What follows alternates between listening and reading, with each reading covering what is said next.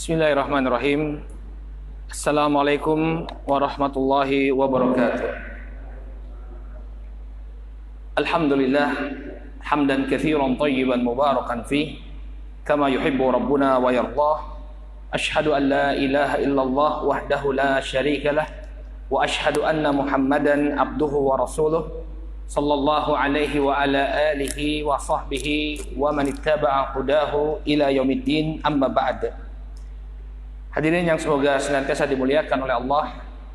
Alhamdulillah, puji dan syukur kita panjatkan kepada Allah Subhanahu wa taala atas segala nikmat yang telah Allah Subhanahu wa taala anugerahkan kepada kita semua, sehingga di malam hari ini walaupun di tengah rintik hujan, kembali kita berkumpul di Masjid Nurul Iman yang kita cintai ini untuk melaksanakan sholat maghrib berjamaah, yang kemudian insyaallah kita akan lanjutkan dengan kajian membahas sirah atau perjalanan hidup para sahabat Rasulullah. Pada pertemuan yang terakhir, kita masih berbicara tentang bagaimana perjalanan atau bagaimana kehidupan Umar bin Khattab radhiyallahu taala anhu.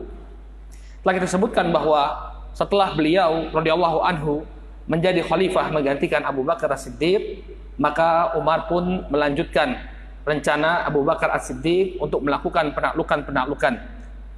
Namun di awal diangkatnya beliau membuat sebuah keputusan yang mungkin agak dipertanyakan oleh sebagian orang, yakni beliau menghentikan atau memberhentikan Khalid ibn Walid yang ketika itu menjadi panglima. Para ulama menjelaskan bahwa ada 3 sebab, ya, kemungkinan kenapa Umar bin Khattab radhiyallahu taala anhu memberhentikan Khalid ibn Walid. Sebab yang pertama, karena adanya perbedaan ijtihad antara keduanya. Ada yang Umar bin Khattab menginginkan agar harta rampasan perang dibagikan kepada kelompok tertentu, sedangkan Khalid bin Walid menganggap bahwa ada orang lain yang lebih baik untuk menerima harta tersebut.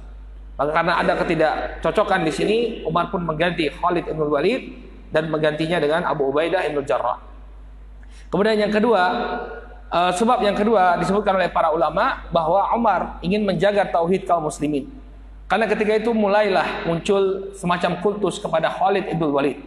Khalid datang, kami menang. Maka Umar bin Khattab ingin menunjukkan kepada kaum muslimin, walaupun mereka tidak dipimpin oleh Khalid ibn Walid, dipimpin oleh sahabat yang lainnya, kalau Allah menginginkan kemenangan, maka mereka akan tetap mendapatkan kemenangan. Kemenangan kaum muslimin tidak ada keterkaitannya dengan Khalid ibn Walid. Siapapun yang memimpin mereka, selama mereka berjalan di atas kebenaran, pastilah Allah Subhanahu wa taala akan memberikan pertolongan kepada mereka. Dan sebab yang ketiga, sebagaimana yang dipaparkan oleh Syekhul Islam Ibnu Taimiyah rahimahullahu taala, bahwa Umar menginginkan adanya keseimbangan. Umar dikenal memiliki karakter yang keras, demikian juga Khalid ibn Walid. Apabila kedua orang yang berkarakter keras ini dikumpulkan, maka ada kemungkinan terjadi kemudaratan. Maka untuk menyeimbangkan karakter Umar bin Khattab yang keras, beliau pun mengganti Khalid bin Walid dengan Abu Ubaidah bin Jarrah. Ini yang menjadi pembahasan kita pada pertemuan yang terakhir.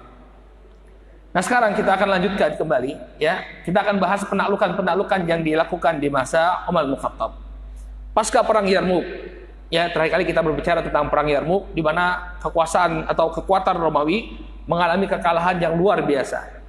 Nah, setelah itu mulailah kaum muslimin merangsek ke wilayah-wilayah Romawi yang lain. Yang diantara wilayah Romawi yang paling diincar oleh kaum muslimin ketika itu adalah Baitul Maqdis. Baitul Maqdis yang mereka sebut sebagai Ilia. Ya. Jadi orang-orang Romawi menyebutnya sebagai Ilia. Ya, orang-orang Nasrani menyebutnya sebagai Bethlehem, ya, atau Jerusalem. Ini nama-nama yang menunjukkan tempat yang sama, yakni Baitul Maqdis. Ya. Nah, ketika itu pada tahun ke-15 Hijriyah, akhirnya kaum muslimin berhasil menguasai, ya, mengusir orang-orang Romawi dari Damaskus, dari kota-kota yang ada di negeri Syam, sampai kemudian Kaisar Romawi Heraklius ini terpaksa memindahkan kekuasaannya ke Konstantinopel. Jadi awalnya ibu kotanya orang Romawi, ya, itu adalah di negeri Syam. Namun karena desakan kaum muslimin, akhirnya pindah mereka ke Konstantinopel. ya, yang nantinya Konstantinopel ini akan berhasil direbut oleh kaum muslimin di masa kekhilafan Turki Utsmani, ya, Turki Utsmani di bawah kepemimpinan Sultan Muhammad Al-Fatih, ya. Nanti pada mungkin sekitar 1400, kalau di tahun Masehnya 1400-an, ya, berarti sekitar 7 abad setelah terusirnya Heraklius dari negeri Syam, kemudian dia pindahkan ibu kotanya ke Konstantinopel. 7 abad setelah itu barulah kaum muslimin berhasil menguasai Konstantinopel. Nah, kemudian orang-orang Nasrani ketika mereka terdesak oleh kekuatan kaum muslimin, mereka kembali ke Baitul Maqdis, Bethlehem.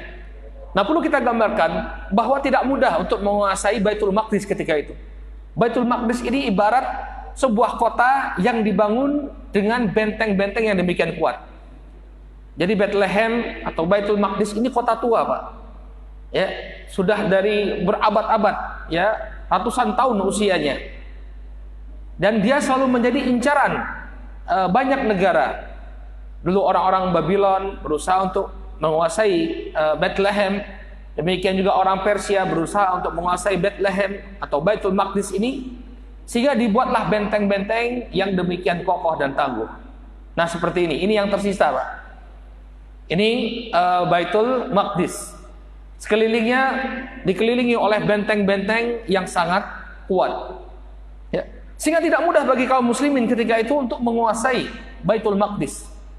Apa yang mereka bisa lakukan? Yang mereka bisa lakukan adalah mengepung Baitul Maqdis. Ya, ketika itu para sahabat, di antaranya Abu Ubaidah bin Jarrah, Amr bin Al-As, Mu'ad bin Jabal, dan banyak lagi sahabat yang lainnya, mereka bersama pasukan kaum muslimin melakukan pengepungan kepada Baitul Laham atau kepada Baitul Maqdis. Bayangkan kalau misalnya seperti ini, susah sekali menembusnya, ya. Sama seperti Konstantinopel ketika Muhammad Al-Fatih berusaha untuk menaklukkan, yaitu butuh usaha yang luar biasa, ya, nggak mudah untuk menjebol bentengnya orang-orang Romawi, sama dengan Baitul Maqdis.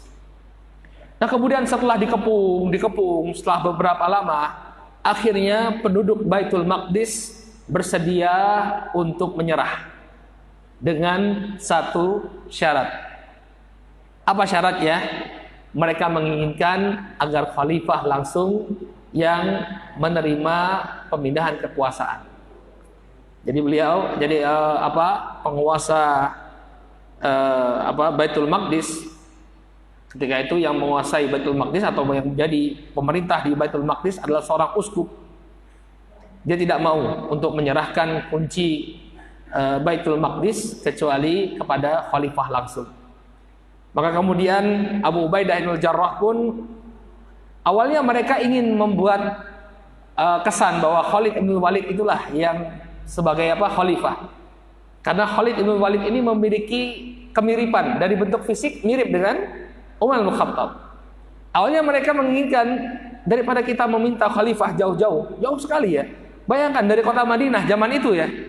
Dari kota Madinah harus pergi ke Baitul Maqdis, pergi ke Palestina. Ya, tentunya akan menyulitkan khalifah ketika itu. Ya, maka mereka punya ide bagaimana caranya agar kita bisa efisien. Ya sudah, Khalid bin Walid kita anggap sebagai khalifah, karena dia memiliki postur yang sama dengan Umar bin Khattab. Namun kemudian ide ini dibentahkan kembali. Kenapa? Karena Khalid bin Walid ini adalah figur yang sangat masyhur. Orang sudah tahu bahwa ini adalah Khalid bin Walid, bukan Umar bin Khattab. Bagaimana tidak, ya, yang memimpin peperangan demi peperangan sehingga kaum muslimin mendapatkan kemenangan itu adalah Khalid bin Walid. Sosoknya sangatlah masyhur. Maka akhirnya Abu Ubaidah bin Jarrah pun mengirimkan surat kepada Umar bin Khattab ke kota Madinah. Ya, wahai khalifah, mereka ini mau menyerah, tapi ada syaratnya. Ya, Anda sendiri yang datang untuk menerima penyerahan tersebut. Maka akhirnya Umar bin Khattab pun pergi meninggalkan kota Madinah menuju Baitul Maqdis.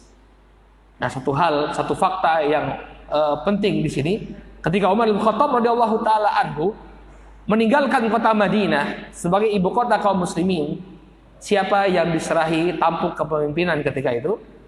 Yang diserahi untuk memimpin adalah Ali bin Abi Thalib. Jadi beliau meninggalkan kota Madinah, yang menjadi wakil beliau, yang menjadi pemimpin di kota Madinah ketika itu adalah Ali bin Abi Thalib. Ya, ini menunjukkan bahwa hubungan mereka ini sangatlah akrab.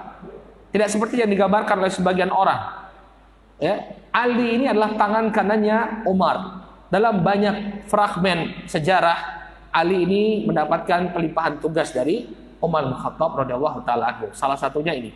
Ketika Umar bin Khattab harus pergi ke Palestina untuk menerima kekuasaan, ya, dari orang-orang Romawi, dari orang-orang Nasrani, Alilah yang diserahi kepemimpinan terhadap kota Madinah. Maka kemudian Umar bin Khattab pun pergi ke Baitul Maqdis untuk menerima, ya, penyerahan orang-orang Nasrani. Nah, ada sebuah kisah yang sangat masyhur, ya, disebutkan oleh para ulama bahwa kedatangan Umar bin Khattab disambut, ya, oleh pembesar Nasrani di sana. Ada seorang uskup namanya Sophronius. Ini uskup yang tertinggi di Baitul Maqdis ketika itu. Dialah yang kemudian menyambut Umar bin Khattab. Kemudian Umar bin Khattab ini diajak jalan-jalan untuk melihat Baitul Maqdis. Ya, Baitul Maqdis ini adalah sebuah kota yang indah. Makanya kalau ada orang yang umroh itu, ya, mereka melihat kota yang tua tapi dipenuhi dengan keindahan. Jadi bangunan-bangunannya itu indah.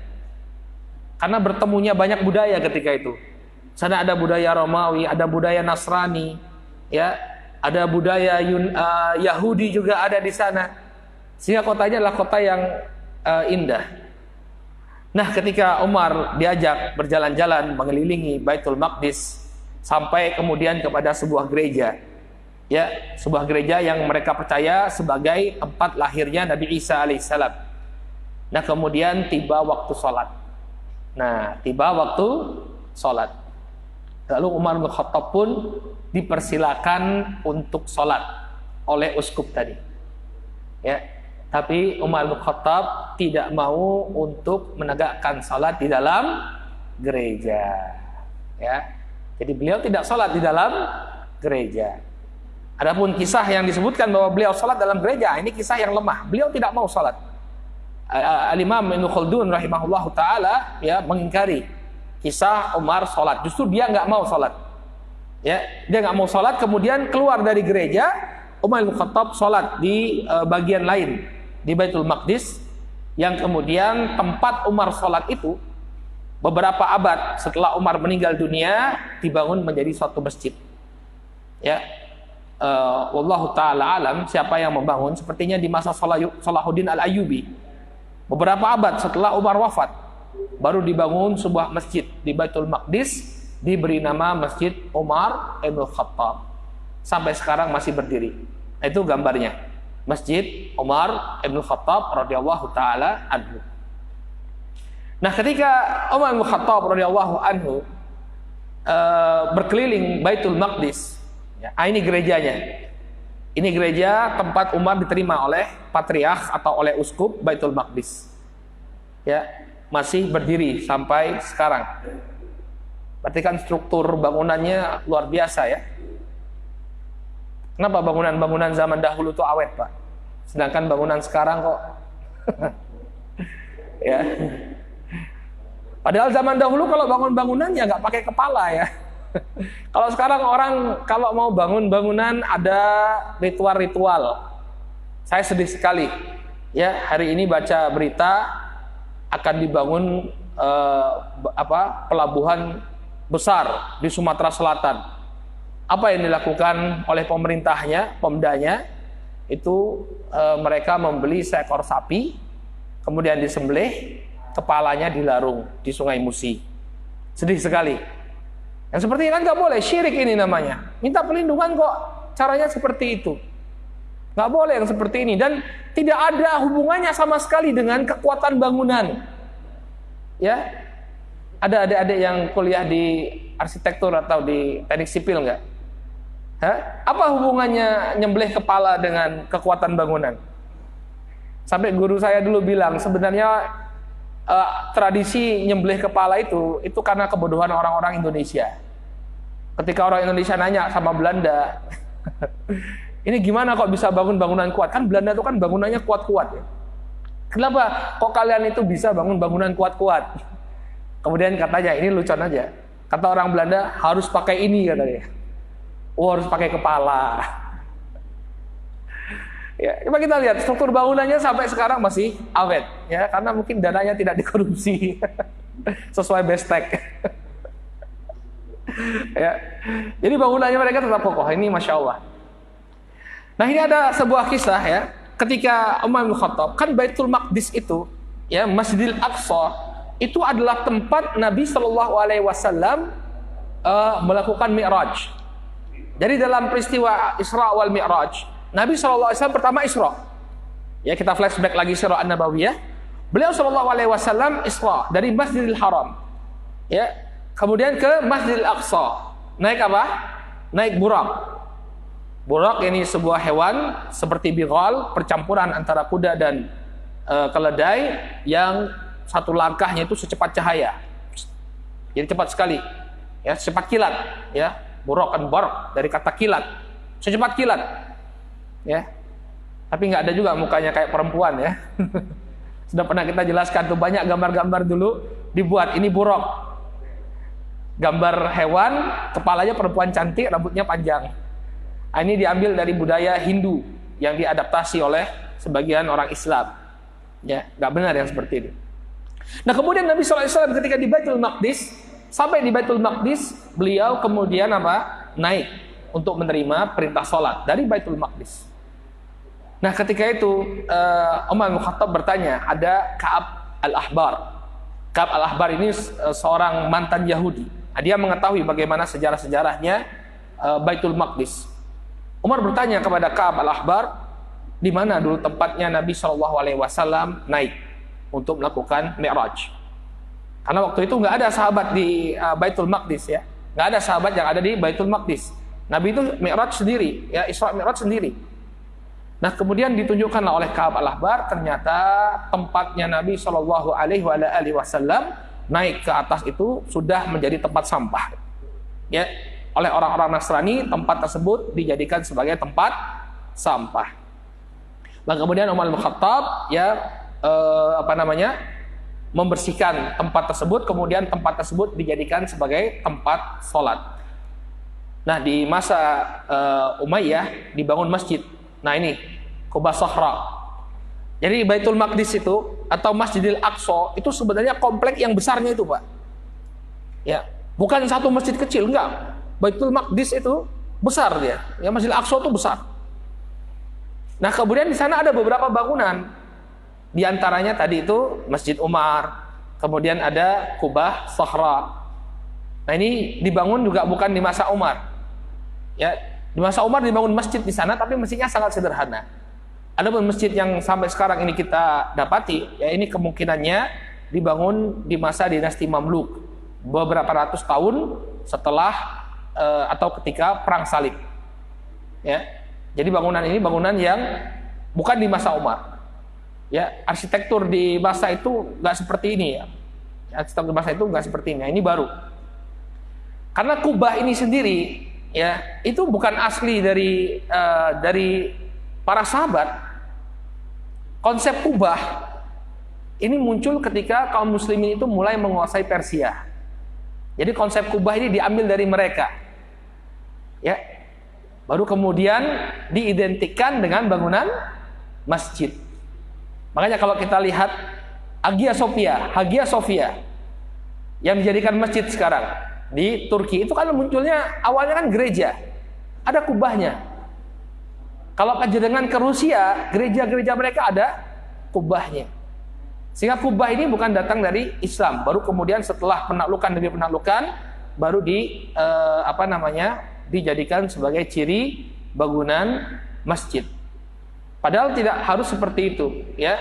Masjid tidak harus ada kubahnya. Ini masjid kita ada kubahnya nggak, Pak? Cukup ya? Kubah apa Cungkup kita? Kayak Masjid UGM. Ngikut Masjid Demak. Jadi sebenarnya nggak ada konsep harus pakai kubah ya. Tapi ada yang protes kalau masjid nggak ada kubah itu kayaknya kurang afdol. Baik. Nah kemudian ya setelah Baitul Maqdis berhasil dikuasai oleh kaum muslimin, Umar pun kembali ke kota Madinah. Penaklukan itu tidak berhenti. Ya. Jadi setelah Baitul Maqdis berhasil dikuasai oleh kaum muslimin, Amr bin Al-As ya kemudian melanjutkan misi penaklukan. Yang diincar oleh Amr bin Al-As ketika itu adalah daerah Mesir, Iskandariyah. Ya. Nah ini juga kawasan yang dikuasai yang dulunya merupakan bagian dari Kekaisaran Romawi, ya Bizantium. Jadi agamanya adalah Kristen Koptik ketika itu. Pemimpinnya adalah uskup agung yang bergelar Muqawqis. Muqawqis ini yang pernah dikirimi surat oleh Rasulullah Sallallahu Alaihi Wasallam untuk masuk Islam, tapi dia tidak mau masuk Islam, kemudian mengirimkan hadiah berupa seekor bighal, percampuran antara kuda dan keledai, dan seorang budak wanita yang kemudian melahirkan putranya Rasul Sallallahu Alaihi Wasallam. Siapa nama budak wanita yang dikirimkan Muqawqis untuk hadiah Rasulullah? Ada yang bisa jawab? Ada Kiptiyahnya, Maria Al-Kiptiyah. Ya, Kipti itu kembali kepada bangsa Kipti di Mesir. Penduduk asli bangsa Mesir itu adalah bangsa Kipti, Koptik orang bilang. Makanya orang Barat itu kalau nyebut Mesir, Egypt. Egypt itu dari kata Koptik, ya, dari kata Kipti. Etnik asli yang mendiami Mesir sebelum ditaklukkan oleh kaum muslimin. Nah setelah ditaklukkan oleh kaum muslimin, berubahlah Mesir menjadi negeri Arab. Ya orang Koptik itu menjadi minoritas sekarang. Ya, dan rata-rata mereka beragama Nasrani. Mungkin Bapak pernah dengar beberapa tahun yang lalu ada sekjen PBB dari Mesir. Pelajaran SD kelas 5. Dulu siapa namanya? Ada kata Galinya, Pak. Butros Gali. Butros Gali ini orang Koptik. Dia bukan muslim, walaupun dari Mesir bukan muslim dia. Kristen Koptik. Butros Gali. Ya. Bukan Gali. Kalau Gali di Jogja beda maknanya. Nah, al-muhim, ya daerah Mesir ini dulu daerah orang-orang Nasrani, ya. Nah kemudian ditaklukkanlah satu persatu area. Wah ini menarik sekali. Ini perjalanannya jauh ya. Masya Allah. Jadi ini dari negeri Syam, ya dari Baitul Maqdis, pasukannya Amr bin Al-As mulai menyusuri pantai Laut Tengah sampai ke Farma, Al-Farma, yang titik yang pertama. Oh pakai ini aja kan bisa ini. Nah ini Al-Farma.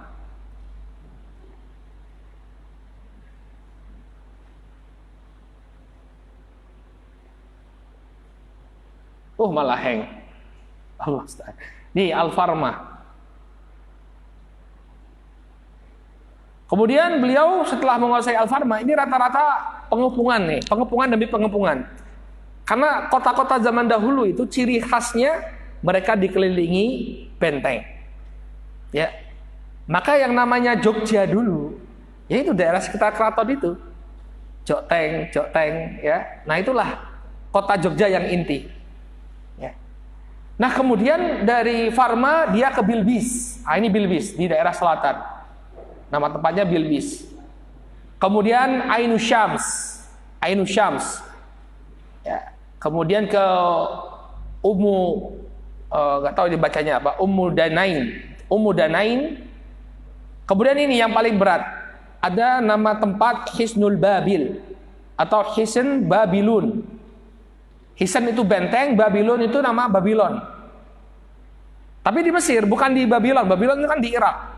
Tapi nama bentengnya itu benteng Babylon. Baru kemudian naik ke utara, ke Damanhur. Lalu Amr bin Al-As pun berhasil menguasai Al-Iskandariyah. Iskandariyah ini Alexandria. Ya, Alexandria, Iskandariyah. Siapa yang tahu kenapa disebut Iskandariyah atau Alexandria? Pelajaran IPS. Karena yang mendirikan adalah Alexander the Great. Ya, Iskandar Agung yang berasal dari Makedonia. Jadi dia dari Makedonia. Makedonia itu dekat Yunani di Laut Tengah. Tapi dia berhasil mengumpulkan pasukan, menguasai sampai kemudian ke India. Sampai ke India. Kekuasaannya Alexander Al-Makedoni. Alexander the Great. Nah, dia meninggalkan suatu warisan, sebuah kota yang sangat indah yang terletak di tepi Laut Tengah di Mesir. Sampai sekarang kotanya Masya Allah tetap kota yang sangat indah. Metropolisnya zaman dulu. Nah, ini akhirnya berhasil ditaklukkan oleh kaum muslimin. Jadi ketika itu Muqawqis, ketika Amr bin Al-As, ini ada kisah yang menarik. Ketika Amr bin Al-As menguasai Iskandariyah, beliau berpesan kepada kaum muslimin, pasukan kaum muslimin, ya, perlakukanlah penduduk Iskandariyah dengan baik. Kenapa? Karena mereka adalah saudara iparnya Rasulullah Sallallahu Alaihi Wasallam. Ya, karena salah satu ibu dari anaknya Rasulullah SAW adalah Maria Al-Qibtiyah. Nah, ini daerah-daerah ini relatif mudah untuk dikuasai oleh kaum muslimin. Kenapa? Karena asalnya mereka ini bukan bangsa Romawi. Mereka ini juga rakyat yang terjajah oleh bangsa Romawi. Orang-orang Qibti ini bukan orang-orang Romawi, cuma mereka dijajah oleh bangsa Romawi. Oleh karena itu ketika kaum muslimin datang, ya, mereka merasa bahwa mereka dibebaskan oleh kaum muslimin. Jadi ada dua pihak yang menjajah mereka. Kaum muslimin ini mending, kata mereka. Walaupun ada pembayaran jizyah, tapi mereka menganggap bahwa kaum muslimin ini lebih baik daripada bangsa Romawi ketika menguasai, ya, atau menjadi penguasa di tempat mereka. Ya, maka jatuhlah satu persatu tempat atau daerah-daerah di Mesir di bawah kekuasaan atau di bawah kepemimpinan Amr bin Al-As. Ya. Nah, kemudian setelah Mesir dan Iskandariyah ditaklukkan, maka pasukan kaum muslimin bergeser ke Nubah. Nubah ini sekarang di Sudan, daerah bawah. Ya. Nah, di sini yang tinggal di sini adalah bangsa Nubah, ya. Bangsa Nubah ini bangsa Afrika, kulitnya hitam, kemudian hidungnya pesek. Jadi Mesir itu Qibti, kemudian di bawahnya itu Sudan. Ini bangsanya sudah berbeda, bangsa Nubah. Makanya kalau kita lihat ada Arab Mesir dan Arab Sudan, kalau panjenengan umroh atau bertemu dengan komunitas orang-orang Arab, ya, kita bisa melihat orang-orang Sudan ini agak berbeda.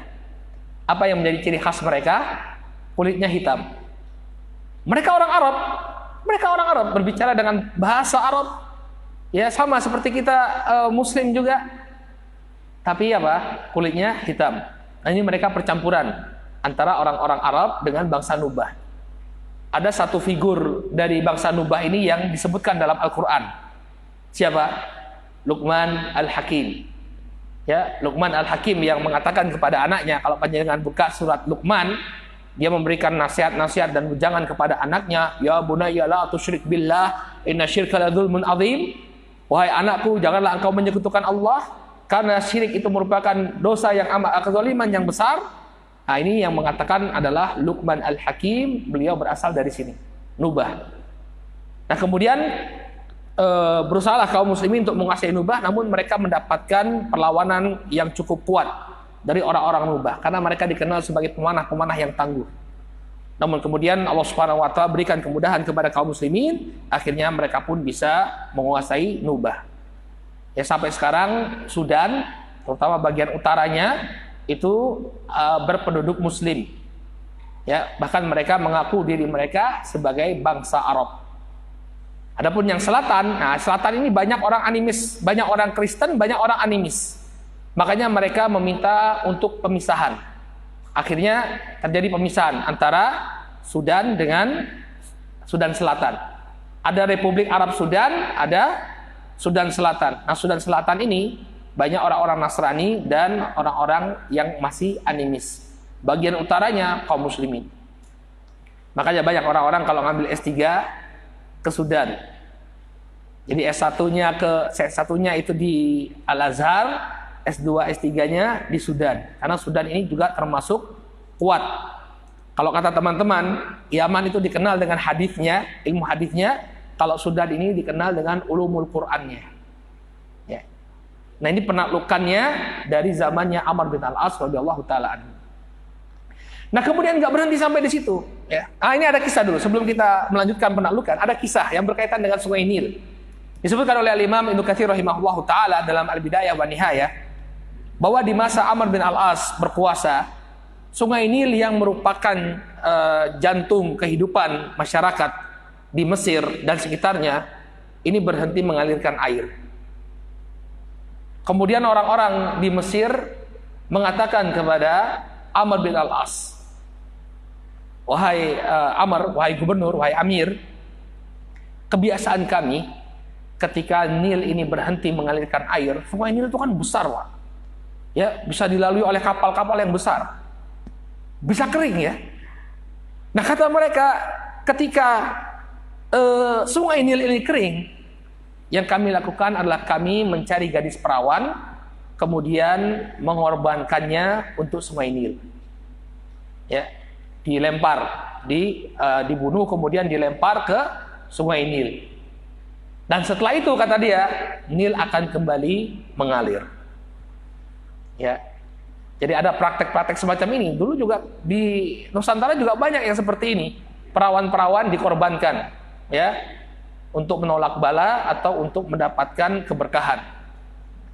Maka kemudian Amr nggak mau, tentu ini praktek syirik ya. Nggak mungkin kemudian kita melakukan kesyirikan semacam ini. Tapi dilema, karena Nil ini merupakan nadi kehidupan masyarakat. Maka apa yang dilakukan oleh Amr bin Al-As? Dia mengirimkan surat kepada Umar bin Khattab.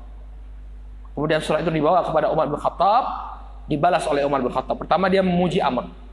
Ya, ini pemimpin yang bagus, pemimpin yang baik. Ya, pemimpin yang baik itu ngajari rakyatnya untuk bertauhid, bukan ngajari rakyatnya untuk syirik. Ya, seperti tadi yang kita sebutkan, mau bangun apa, gubernurnya malah nyembelih sapi, kasih sesajen. Ini dia dosanya berlipat-lipat. Dosanya pemimpin itu lebih berlipat-lipat. Kenapa? Karena dia memberikan contoh yang buruk di hadapan masyarakat. Ya, masyarakatnya nggak tahu apa-apa, menganggap bahwa itu sebuah kebenaran. Oh, tidak apa-apa kok, Pak Gubernur kok yang buat acara. Ya, makanya Amr bin Al-As dipuji oleh Umar bin Khattab karena dia tetap mempertahankan prinsip tauhid. Maka kemudian disebutkan oleh Al-Imam Ibnu Katsir dalam Al-Bidayah wa Nihayah, Umar bin Khattab menuliskan surat untuk Sungai Nil. Ya. Kata beliau, min Abdillah Umar Amiril Mukminin ila Nil ahli Misr. Dari Umar, seorang hamba Allah dan pemimpin orang-orang yang beriman, kepada Nil, ya, kepada Nilnya penduduk Mesir. Ya. Kepada Nilnya penduduk Mesir.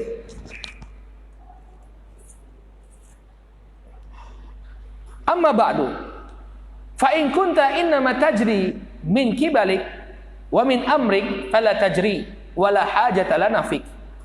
Wahai Nil, tulisannya Umar, apabila engkau mengalir dengan sendirinya, ya, mengalir karena kehendakmu, wa min amrik, karena keinginanmu, fala tajri, maka janganlah engkau mengalir, fala hajata lana fik, kami tidak membutuhkanmu wahai Nil.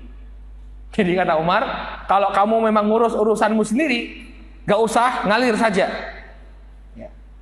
Qala wa in kunta innama tajri bi amrillah al-wahidil qahhar wa huwa alladhi yujrik fa nas'alullaha ta'ala an yujriyak. Namun wahai Nil, kalau engkau mengalir karena perintah dari Allah Subhanahu wa taala yang Maha Esa dan Maha Penguasa, dan dialah yang mengalirkan dirimu, fa nas'alullaha ta'ala, maka kami meminta kepada Allah taala an yujriyak, agar Allah mengalirkanmu kembali. Maka kemudian dilemparlah surat Umar ini ke tengah sungai Nil, kemudian dengan seizin Allah Subhanahu wa taala sungai Nil mengalir kembali. Masya Allah. Karomahnya sahabat Umar Ibn Khattab radhiyallahu taala anhu. Masya Allah. Ya. Kita mau meniru. Wahai gunung Merapi, kalau engkau meletus. Ya. Ini Umar bin Khattab radhiyallahu taala anhu. Akhirnya tanpa perlu melakukan kesyirikan, sungai Nil kemudian mengalir kembali. Ya. Wallahu taala alam, ya, kebenaran kisah ini saya cuma menukilkan dari apa yang disampaikan oleh Al-Imam Ibnu Katsir rahimahullahu taala dalam Al-Bidayah wan Nihayah. Ya. Nah, kemudian setelah Mesir dan Sudan berhasil ditaklukkan, Amr bin al-As tidak berhenti. Masya Allah, ya, penaklukan demi penaklukan. Yang diincar kemudian oleh Amr bin al-As adalah Libya. Libya tentu nama sekarang, ya. Kalau dulu ada dua kota penting yang ada di utara benua Afrika ini. Yang pertama Barqah, kemudian yang kedua Tripoli. Orang Arab nyebutnya Tobruk, yang sekarang menjadi ibu kota Libya. Maka setelah kekuasaan kaum muslimin stabil di Mesir dan di Sudan, berangkatlah pasukan kaum muslimin ke dua kota ini. Dan dua kota ini, barakallahu fikum, adalah dua kota yang merupakan benteng terakhir bangsa Romawi di benua Afrika. Ya, jadi kotanya ini terletak di tepian laut. Jadi mereka kalau ingin menurunkan pasukan, disitulah di pelabuhan Tobruk itulah mereka mengirimkan pasukan. Sehingga posisinya ini sangat penting, ya, untuk menjaga kestabilan kekuasaan kaum muslimin di benua Afrika. Kedua kota ini harus berhasil ditaklukkan. Maka kemudian Amr bin al-As mengirimkan pasukan ke sana, dan kedua kota ini pun berhasil dikuasai oleh kaum muslimin. Ya, dan sistemnya juga dengan pengepungan. Nah, demikianlah penaklukan Mesir yang dilakukan di masa Umar bin Khattab. Insya Allah pada pertemuan yang akan datang kita akan beralih pada penaklukan Persia yang dilakukan oleh Sa'ad ibn Abi Waqqas radhiyallahu anhu. Sehingga nanti seperti sayap burung dia. Kekuasaannya, kekhalifahan Umar itu seperti sayap burung. Yang satu ke barat, yang satu ke timur. Dan kisahnya sangat menarik juga. Ada karomah-karomahnya para sahabat yang bisa kita lihat di penaklukan Persia. Insya Allah pekan depan ikuti terus, kita akan lanjutkan pembahasan tentang sirah Umar bin Khattab radhiyallahu anhu. Subhanakallahumma wa bihamdika asyhadu an la ilaha illa anta astaghfiruka wa atubu ilaik. Billahi taufiq wal hidayah. Wassalamualaikum warahmatullahi wabarakatuh.